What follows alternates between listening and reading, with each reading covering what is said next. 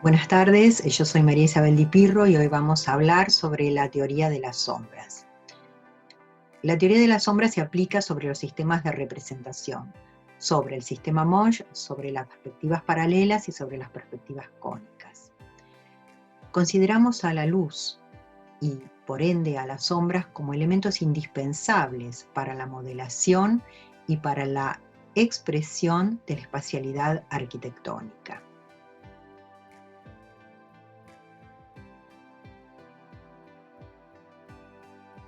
Comenzamos con una frase de Le Corbusier muy conocida, quizás la hayan escuchado en el curso introductorio, que la arquitectura es el juego sabio, correcto y magnífico de los volúmenes bajo la luz.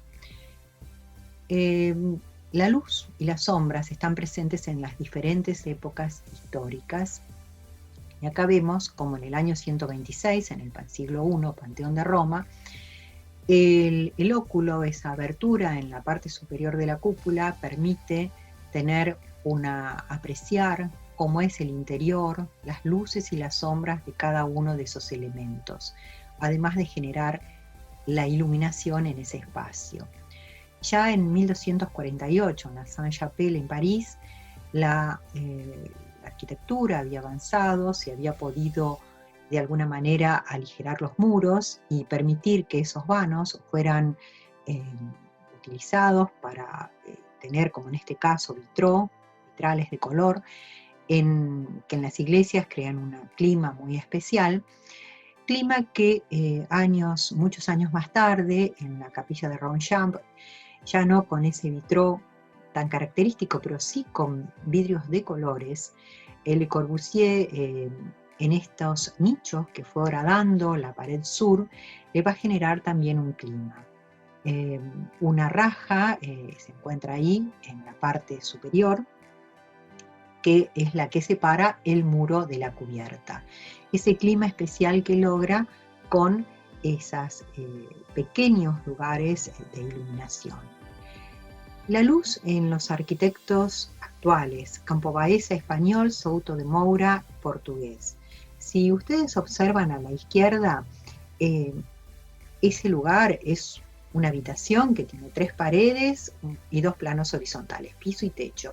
Pero sin embargo, con esa sustracción, él retiró una parte de muro, hizo un hueco, lo mismo que en la cubierta, generan un ingreso de luz que le da una atmósfera muy particular.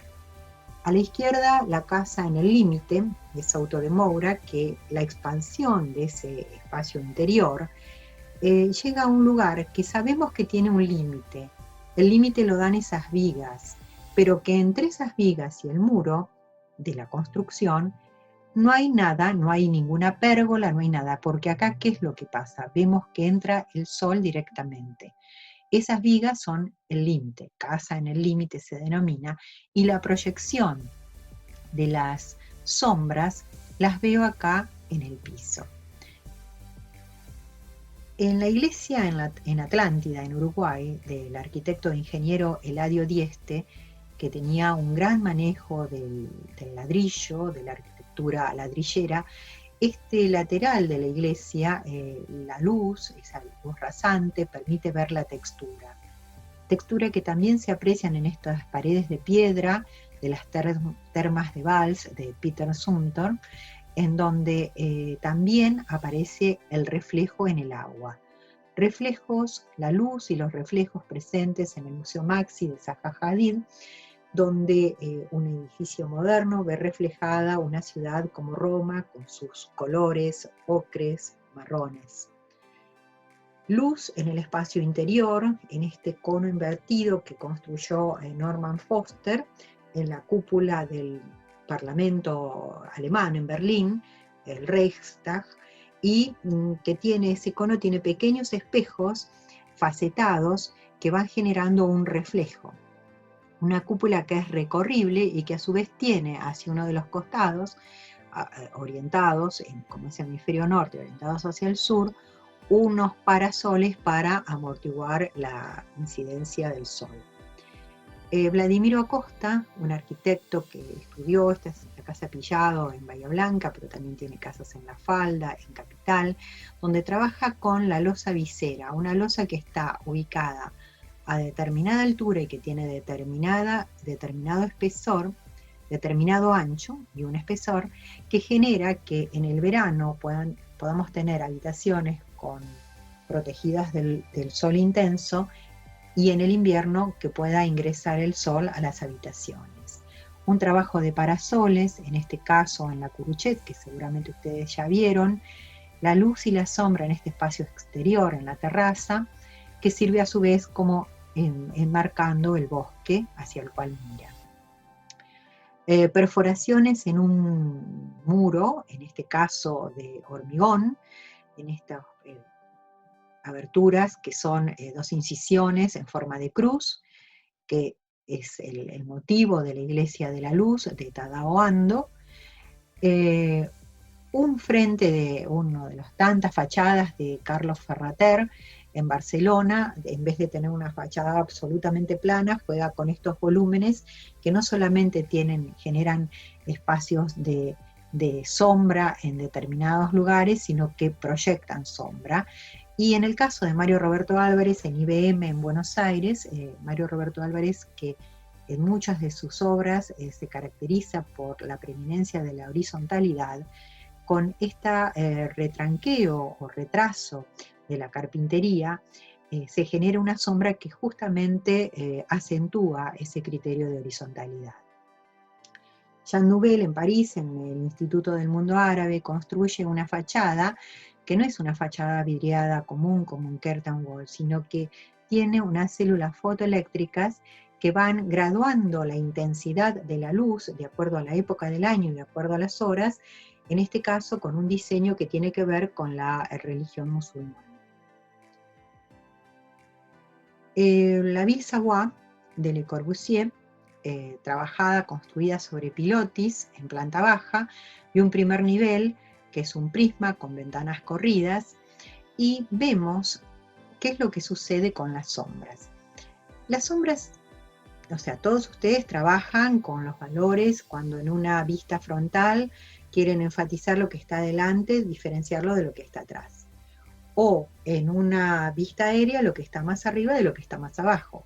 Pero si además tengo el recurso de las sombras, me permite enfatizar esa situación y puedo ver la tercera dimensión que está en cierta manera ausente. Esta tercera dimensión que dan a entender las sombras, no es tridimensional el dibujo, es bidimensional, pero ayuda a comprender esa espacialidad. Veo, por ejemplo, que la sombra proyectada de esta cubierta sobre este nivel es menor. ¿Por qué? Porque acá hay un patio en el primer nivel. En cambio, la sombra proyectada por esta terraza sobre el nivel del suelo es mayor porque acá es una altura mayor. Estoy proyectándolo desde arriba. Además, me permite ver en las fachadas, por ejemplo, al estar retirada de los pilotis, yo no alcanzo a darme cuenta en esta imagen, por supuesto que conociendo el proyecto sí, que una de las caras es recta, pero que las otras caras, hay una cara curva y por lo tanto son caras rectas que llegan hasta la curva. Se produce un diseño que en este caso, como es la parte superior es el prisma y la parte inferior también es recta, las sombras son rectas. Pero ¿qué sucede acá? Acá se encuentra fundamentalmente la cara curva. Y me doy cuenta porque las sombras arrojadas desde el prisma que es recto, el del primer nivel, acá tiene una longitud, pero acá tiene una longitud mayor. Quiere decir de que ese muro se va alejando. Acá veo que este es un lateral, parte es recto y acá cuando se acerca a la curva también va adoptando esa forma. Pero además puedo ver de que el pleno que se está trabajando con la sombra en negro, el pleno negro, me deja descubrir qué pasa si hay una abertura, si hay rejas, dejando algunas líneas en blanco, las líneas principales. Lo mismo pasa acá. Abajo es una maqueta que son 3 dimensiones, pero arriba es una planta de techos y, por ejemplo, este muro que tiene una altura uniforme, acá arroja una sombra mayor. ¿Qué es lo que sucede? Que el piso, el suelo, va bajando, por lo tanto, si el muro tiene la misma altura, cuando el suelo está más bajo, la sombra es más grande.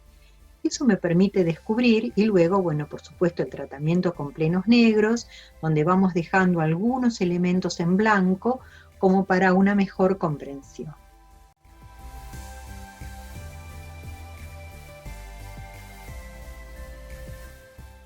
El Sol se encuentra a más de 150 millones de kilómetros de la superficie terrestre, por lo tanto, al estar tan alejado, podemos considerar que sus rayos son prácticamente paralelos.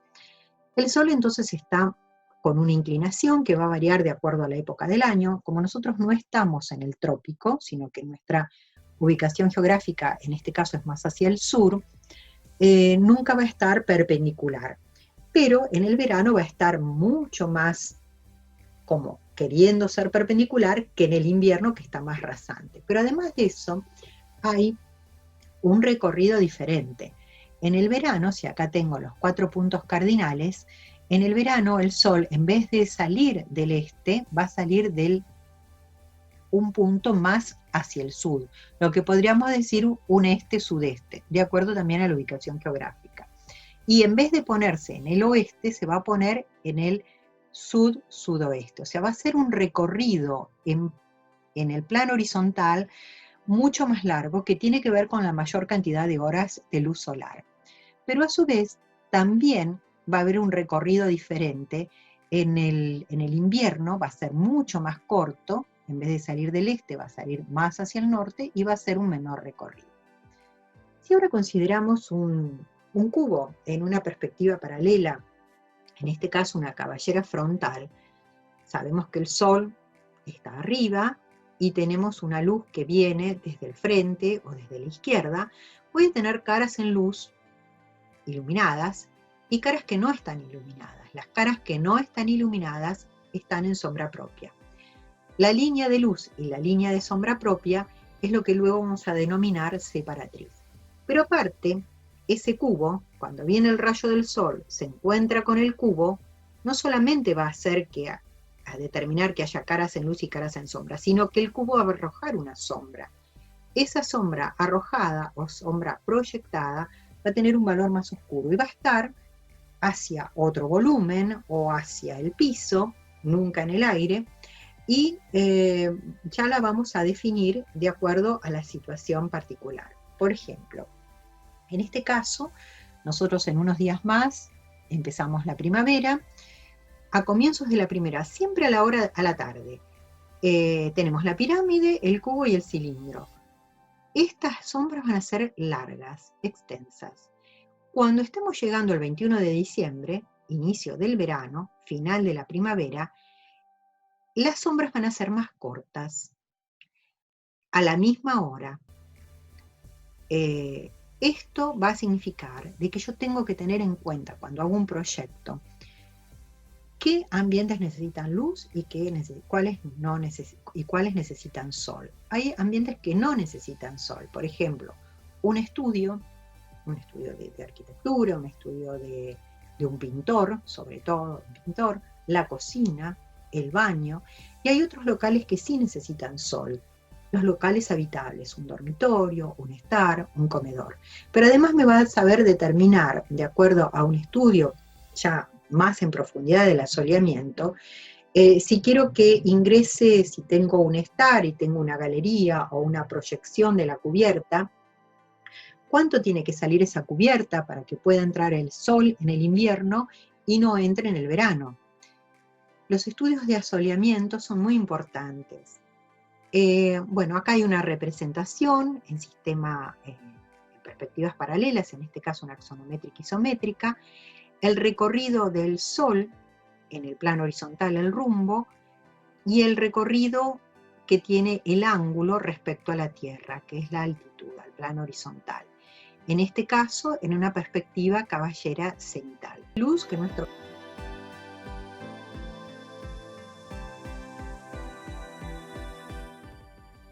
Tenemos entonces la fuente de luz, que en nuestro caso es luz natural, por lo tanto es el sol, y los rayos los podemos considerar paralelos.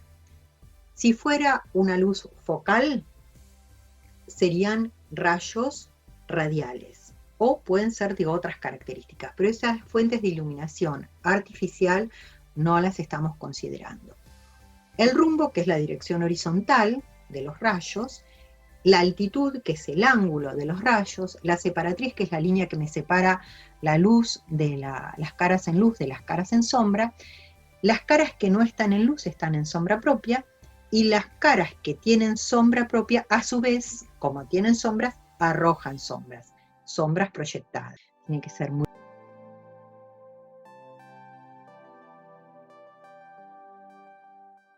¿Cómo lo puedo graficar? Bueno, acá tengo desde un grisado que, bueno, hay que tener bastante cuidado de que no se empaste, tiene que ser muy prolijo, muy parejo. El tema de los grafismos, que es el que por general usamos nosotros, que son lo mismo que ustedes han estado trabajando, en este caso, grafismos con líneas verticales, que están más espaciadas cuando quiero que el gris sea más claro, o más juntas cuando quiero que el gris sea más oscuro. También podrían ser plenos o trabajos entre lápiz y tinta. Los pasos a seguir: vamos a tomar una volumetría. En el caso del sistema de trabajar en perspectivas, definir las caras en luz y las caras en sombra, la separatriz, la intersección de los rayos, la construcción de las sombras, los límites, y luego la definición de los grafismos. Pero vamos a los dos, al caso.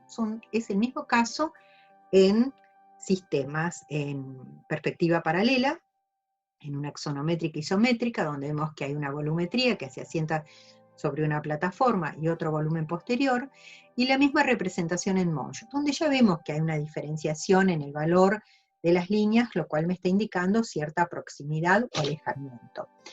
¿Qué es lo que vemos acá?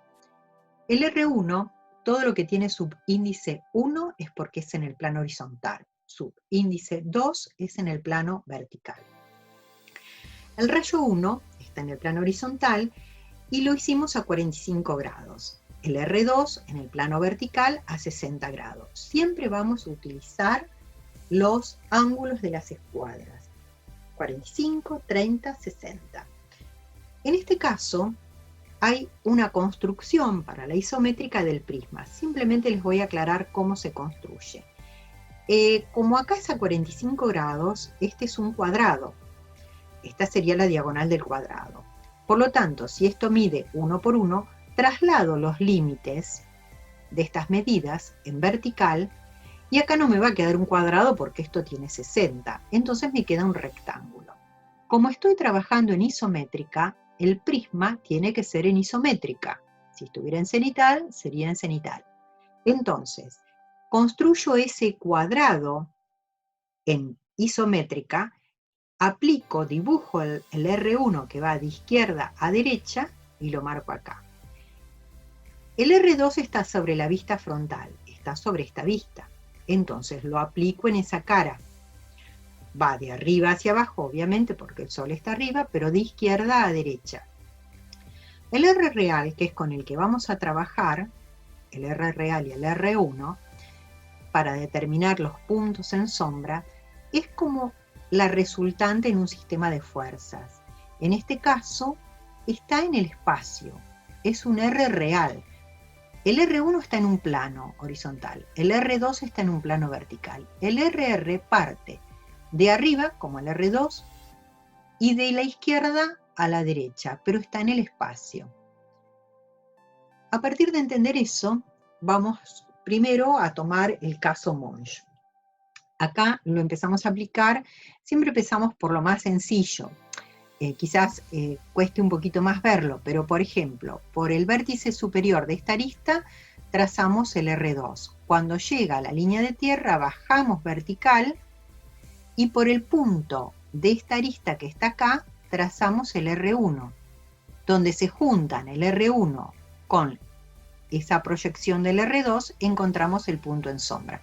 Quiere decir que esta plataforma va a arrojar una sombra pequeña hacia el piso.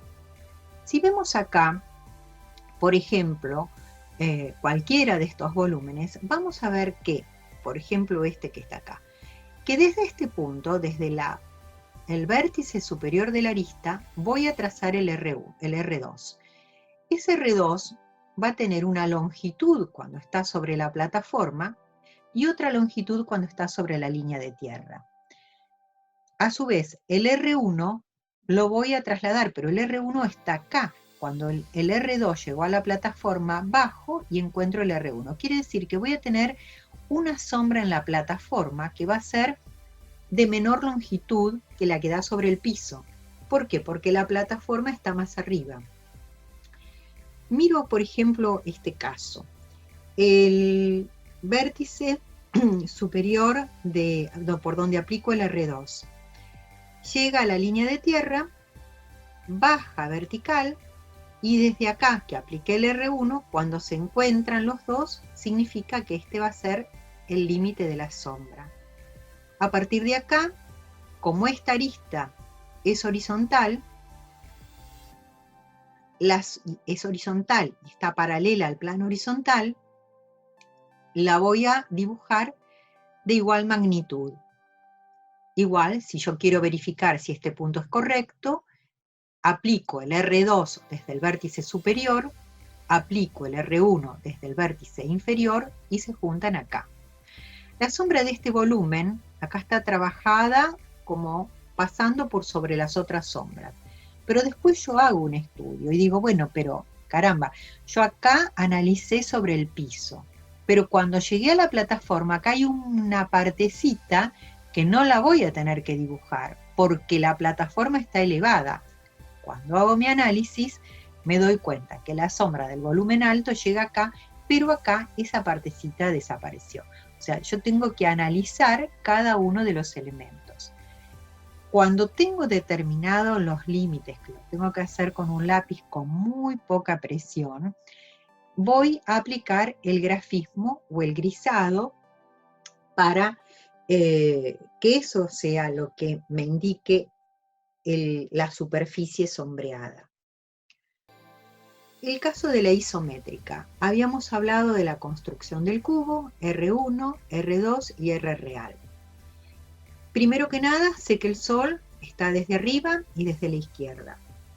Por lo tanto, todas las caras que miran a la izquierda van a estar iluminadas y las caras que están hacia arriba también lo van a estar. Las caras que están en contra del Sol van a estar en sombras. Estas están en sombra propia. Fíjense que acá volvemos a repetir la situación, lo que está en luz y lo que está en sombra propia. ¿Pero qué aparece? Aparece una línea roja. Esta línea roja es la línea que me separa las caras en luz de las caras en sombras y se denomina separatriz. ¿Por qué la marco? Porque ella me está indicando los puntos principales por donde yo voy a trazar los rayos. Yo ya sé que de acá no voy a trazar ningún rayo, si esto está todo en luz. Es importante, determinar la sombra de esta arista, determinar la sombra de esta otra, la de aquella otra. Cada una de las líneas o aristas, en este caso marcadas por la separatriz, son las que voy a necesitar para hacer el recorrido de las sombras, para proyectar las sombras. Si, por ejemplo, tomo esta arista vertical y quiero saber cuál es la sombra de esta arista vertical, desde el punto de la base sobre la plataforma, aplico el R1. Perdón, volvemos hacia atrás. Y por el punto superior, aplico el R real. Entre R1 y R real voy a encontrar el punto, el vértice superior en sombra. La sombra de esta arista vertical va a ser este segmento. A partir de aquí va a comenzar la sombra de la arista horizontal, que es esta que está acá. Y así voy a ir recorriendo arista por arista hasta establecer todos los necesarios. Y me voy a referir a este a esta arista que está en el fondo. Yo la dibujo con línea de trazos, no está marcada como separatriz, porque a mí no me interesa en este momento, si bien yo sé que esta cara está en luz y aquella está en sombra, me interesa determinar este punto y qué pasa con el punto inferior. Por el superior voy a trazar el R real, y por el inferior, que lo voy a tener que determinar con la arista, con los trazos, arista oculta, voy a pasar el R1 y ahí voy a encontrar el límite. También lo podría hacer por paralelismo, sacando la proyección de la sombra de este vértice y trazando la paralela. Ya que esta arista es paralela y es horizontal, cuando llego acá a la medida, voy hasta el punto de origen.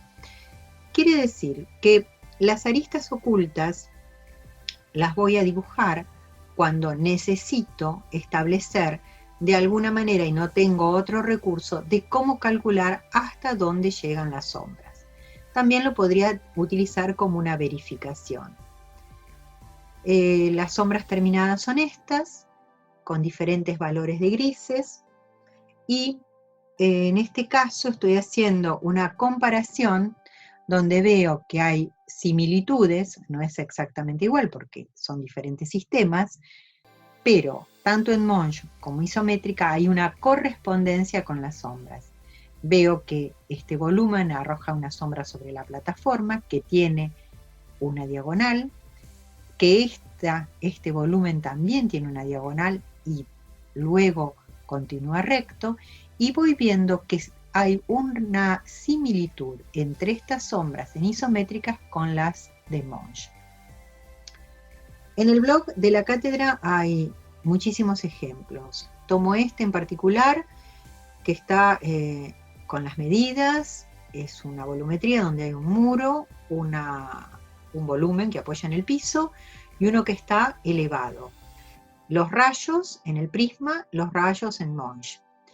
Y uno por uno se van haciendo las resoluciones. La más sencilla es la del muro que está atrás, donde trazamos el R2, trazamos el R1 y vamos determinando la sombra de ese volumen. ¿Qué es lo que voy a encontrar acá como agregado o como dificultades? A medida que voy avanzando, los casos de sombra se van complejizando. Cuando determino la sombra de este volumen, aplico el R real, aplico el R1, encuentro este punto en sombra, empiezo a trazar la paralela. Pero ¿qué pasa? Que acá esta longitud no es esta misma. ¿Qué pasó? Me encontré con la pared. Entonces, la sombra va y termina en este punto. Quiere decir que la sombra de este segmento que está acá recorre una parte en el piso y otra parte en la pared. Y acá lo veo. Acá aplico el R1, ahí aplico el R2, se juntan en este punto, corren paralelos y cuando llegan acá, vuelven al punto inicial.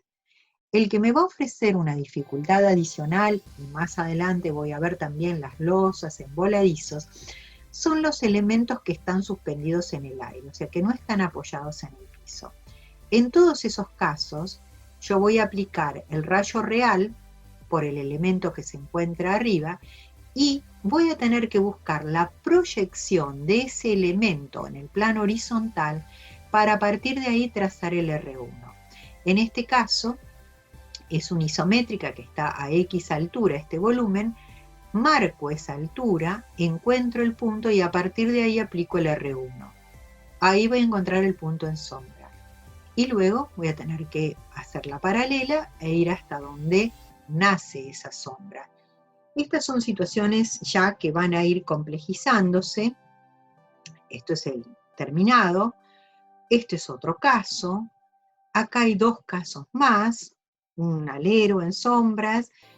Lo que les decía recién, una losa que está en voladizo y cuyo, para poder sacar la sombra de esta losa, que está, repito, en voladizo, tengo que buscar la proyección de ese punto en el piso, donde voy a aplicar el R1.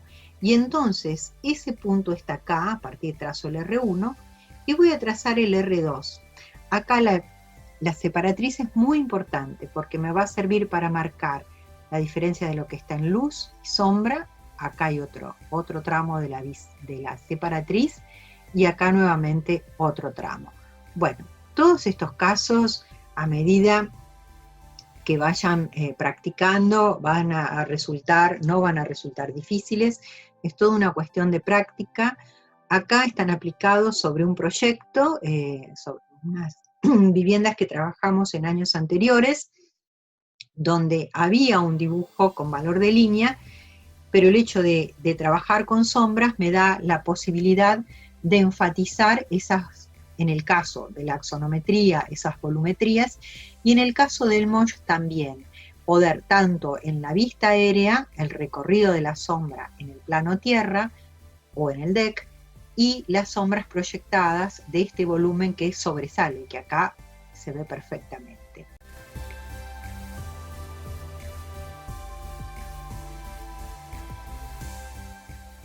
La lámina de hoy. La lámina de hoy tiene 4 casos. En todos están dados los rayos R1, R2, y en los casos de las isometrías o isométricas, el prisma contenedor de los rayos. Los 2 primeros casos están dibujados en isométrica, pero ustedes tienen que hacer este dibujo y tienen que dibujar a su vez también la isométrica, el mosh y la isométrica. En el otro caso, primero lo van a resolver en isométrica y después en mosh. Acá está explicado con todas las medidas, y en la hoja de diagramación las separaciones que tienen a los bordes de las hojas, si las hojas fueran 35 por 50. Si no, conversen con los docentes en la medida que puedan hacer 2 ejemplos en una, o sea, una diferente diagramación de acuerdo al soporte que ustedes tengan. Fíjense que en los primeros casos inician con las sombras en mosh y después lo aplican a la isométrica. En el tercero y en el cuarto comienzan con las sombras en isométrica y después las practican en el mosh. Bueno, espero que esto haya sido de utilidad. Estos son nuestros canales de comunicación. Muchas gracias.